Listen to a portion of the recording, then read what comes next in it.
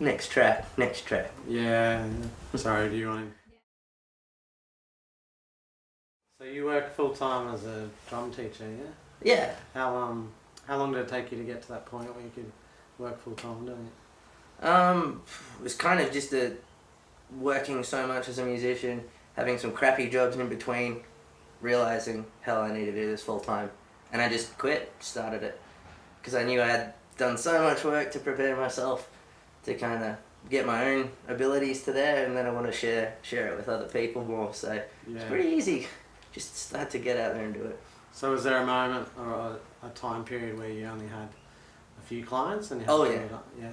Oh, it never starts out smooth. It's, Yeah. you do 2 or 3 clients for a week and then they'll disappear, and just due to circumstance. And then once you get your name out, you start to attract the people you want.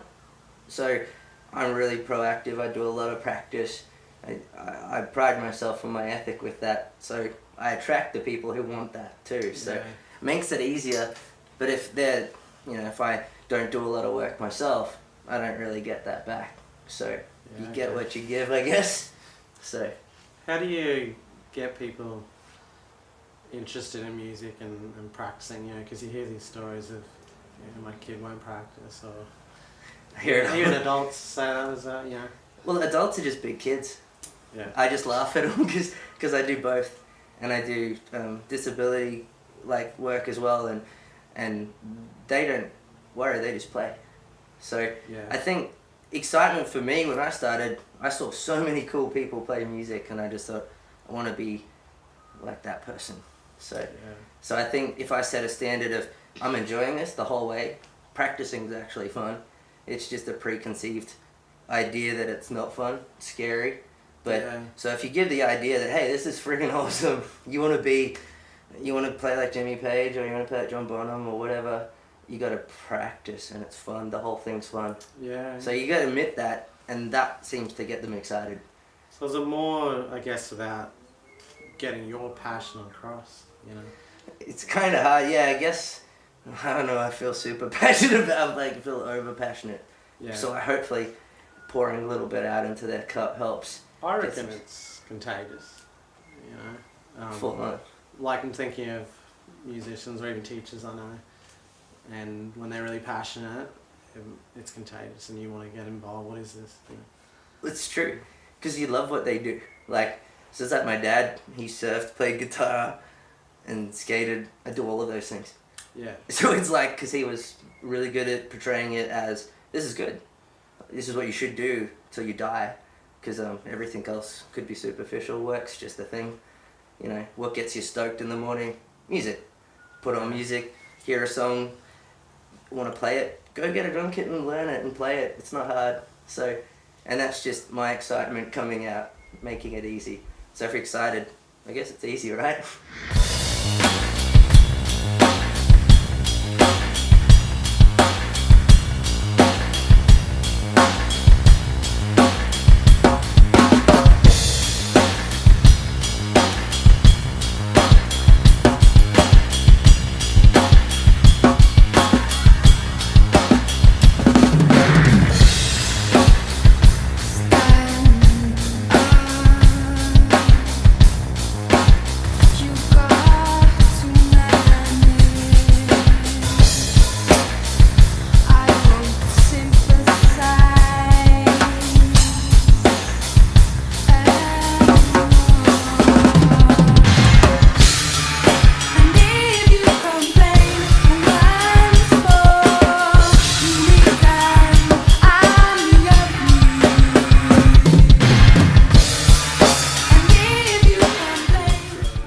Recording of your own on the side, or just the teaching?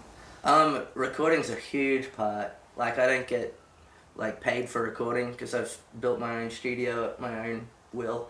I started recording when I was 13 in my own house, and I've never stopped ever. Every day I think, or every week I've put out a song. So do the math since I'm 30. I'm 30 now. So literally no shit. I just record non-stop.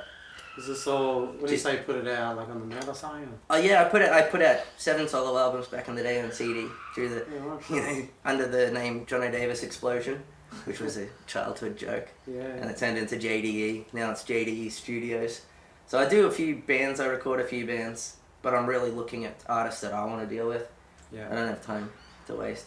And so I record under the Emma Rain as well, which is my mate and myself, and my wife sings some tracks. It's just, we just write. That's cool. And just produce on Spotify. I do a bit of live. I'd like to get back into a bit of it, but again, it's just finding people who are as stoked as me. Yeah. So I don't have to be like, can you play this? It's like, oh, it's done, cool, I'll play this. Like, none of this kind of teeing or like dicking around like how to get a song out. It's always hard to find someone who's on that exact same level of wavelength. Exactly, yeah. It's like if you're building like a website and you had some other person writing articles or something, it's like, oh, are you finished yet or what? Yeah. And then they're dragging the chain. It's like, you got to find that in a band. Because there's successful bands around. How the Rolling Stones still managed to stay in a group, it just shows you that they got it right from the beginning. Whereas I think I've only ever managed 4 years, and then every band seems to fall apart after 4 years. Because I think it's that Gen Y, sorry, that 2-year job, and I'm over it thing. Yeah, okay. So I don't know, but it's music, it's like the best thing in your life. It's like you can't really get much better than that, and they still go, oh, I want better. I'm going to ditch music, I might become a drug addict or something, I don't know. But it's hard to find those people who are ready to do that gig. It's impossible to do it. You hear it too, a lot of big bands when they make docos, they talk about how they became like a family, you know, to the point where they're having those family type fights and dysfunction. It's almost like, is it worth all that? It was like having two families. Like, it definitely is like having two families. Like, every band I've been in, you have like brother-sister fights, like all the time about like rocking up to a gig on time, what gigs we're going to do, how we're going to promote, whatever. Is this a tour we want to do? Is this a song we want to play? And it can get really mean at sometimes. But I think if you're in a band where everyone's understanding of everyone's instrument, like multi-instrumentalist bands, I found them to be a lot easier. Because then other instrumentalists might have a bit of empathy on someone else's position at that time and help them out, rather than throw criticism straight away. Because bands can be pretty harsh to each other. You gotta be humble, I guess. Yeah. And ready to change too, because you might not always be on the right track in a band. Like, I was always the heavy guy that would always be like, come on, let's do it now. And that wasn't always the right way to be. But at the same time, if I didn't do that, we wouldn't have even played a show. So there's got to be a good balance of family members. You got to pick your right friends. What else? What else? I could go on forever about that. It's just like, but yeah, pick your... You literally are buying another family, whether you want it or not. Because they'll be a pain at some times and they'll be awesome at other times. So, bands, don't do it.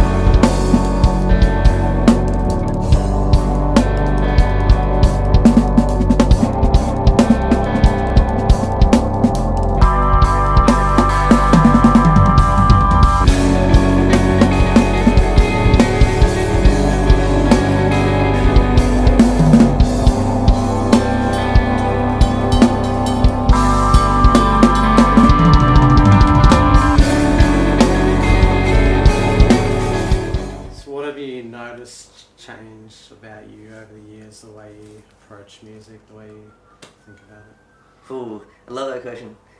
Because it's, I guess, when whatever age you are, like right now, I'm going to think about myself a certain way. 10 years time, I'm going to have a completely different ideal view of myself, I think.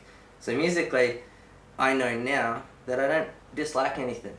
I'll appreciate every single style. I'll listen to Slim Dusty in my car, where I used to just go, that sucks, no. Yeah. And I'll listen to Stevie Ray Vaughan, like artists that just didn't used to sit in the 90s grunge culture kind of kid. Yeah. So, yeah, that just opened broad genre.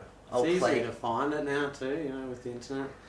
You can find some really obscure 80s country band that you never would have come across otherwise. And that's why the internet has its greatness, because I'm allowed to show people everything in one really quick snippet, and you can get a quick taste. But yeah, that's changed the biggest for me. It's just genre opening up. Okay. And then the biggest thing is kind of settling down. So going, I can play all this crap, I can play more notes than some people, but I don't need to. I just need to play what's necessary, and understanding what music is and how to play it necessary. There's a right and a wrong way, but you will learn that with age, and I think I've started to understand it and practice way more seriously. I don't do as much time, but I'll do a logical approach to, this is my week of technique training, next week I'll do something else, and then so I'm always self-checking, self-awareness. I know where I'm at, this is where I want to be, and next week I want to be here, and I'll work those steps really, really clearly. Before, I'd just freak out. Yeah. Just wouldn't make any sense. I'd be like, I want to be the best. So how? So you got to just settle your brain down. Don't stress about it. Like, no one's going to be the best musician in the world. You're going to be great, but you can't judge music. There's no winner, no loser. So you just got to get good. And that's what I figured out, is just enjoying it. Actually enjoying it. Whereas back when I was a kid, it was a competition. So, yeah, I don't know. That's a huge one.